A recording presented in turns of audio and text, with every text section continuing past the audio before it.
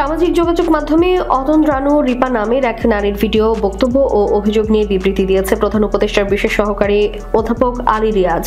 তিনি ওই নারীর অভিযোগকে মিথ্যা, বানোয়াট ও ভিত্তিহীন বলে জানিয়েছেন। এদিকে বিষয়টি নিয়ে সরকার ব্যবস্থা নেওয়ার কথাও জানিয়েছেন। বুধবার রাতে সংবাদ মাধ্যমে পাঠানো বিবৃতিতে অধ্যাপক আলী রিয়াজ এসব কথা বলেন।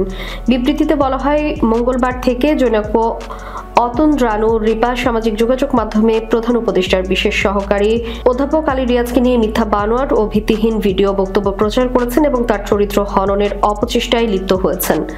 তার সঙ্গে যোগাযোগ বা সম্পর্কের বিষয়ে যেসব দাবি করা হয়েছে তা সর্বই মিথ্যা। এই ধরনের মিথ্যা বক্তব্য উদ্দেশ্য প্রণোদিতভাবে প্রচার করা হচ্ছে।